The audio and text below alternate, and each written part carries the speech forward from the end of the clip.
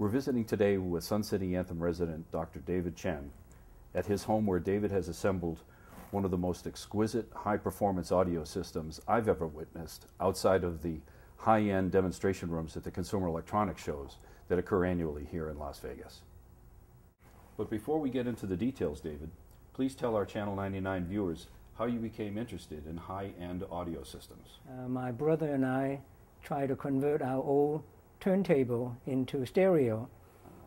So I guess that one thing leading to another, I just kept reading more about it and getting more interested in it, and started assembling my system even in college, in my dorm room.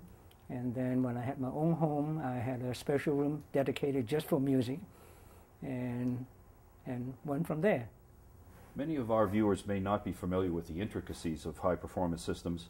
Please share with us how you prepared the listening environments before installing the equipment. You can have very good equipment, but if you don't put them in the room, like the speakers mainly, where they would give you the best sound, and also with the least objectionable sound, like modes and standing waves and so on. So I do have a computer program that helps me do that, so it can save me hours of trial and error. For a system of this quality, even electrical power applied to the components calls for serious attention. Well, I always thought that was voodoo until I experienced it myself, and in San Francisco. So when we came here, we found out that the electrical wiring from the street to the house is aluminum. So I changed it to heavy gauge copper cables, and then I also had 30 amp circuit breakers, and also 4 dedicated lines in conduits to the listening room. So in order to get the most out of a high-performance audio system, the room acoustics need to be considered. Can you tell us a little bit about some of the things that you've done physically to your home?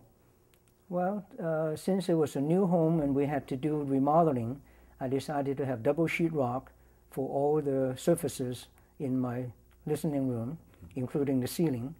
The floor, fortunately, I didn't have to do anything because it's already a big concrete slab, so it was perfect. And now let's discuss the components, starting with the source material. I used a Oppo universal player, the model 95, and is highly rated by Stereophile, and it's in the Class A section, and it's the least expensive one on the list. It compares with $80,000 4-piece stacks. So, but I'm very, very pleased with the sound. And that's a CD player?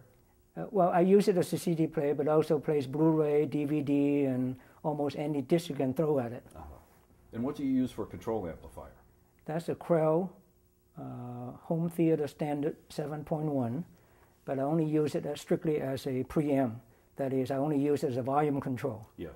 I don't use the digital to analog converter. And the power amplifiers? They're also Krell, a 600C, and they put out 600 watts per channel, and I'm bi-amping my speakers, so one stereo amp is for each speaker. And finally, please describe the loudspeakers. They are made by John Dunleavy, and so he's very meticulous, very scientific, and he's using very ordinary speakers, but he was able to combine them together into a wonderful system. And this is Model 5. Even he says privately that this is his best effort. What kind of music do you like to listen to? Mostly classical, but I do enjoy some good jazz. And what kind of movies do you like that exercise your equipment? Well, I like Star Wars, and it really shows off. What new additions and tweaks are you looking into? Well, the latest toy I have is a digital signal processor, and it can equalize the low frequencies below about 250 hertz. This is becoming an acoustic laboratory, isn't it? It's fun to read and learn about it and try new toys, yes.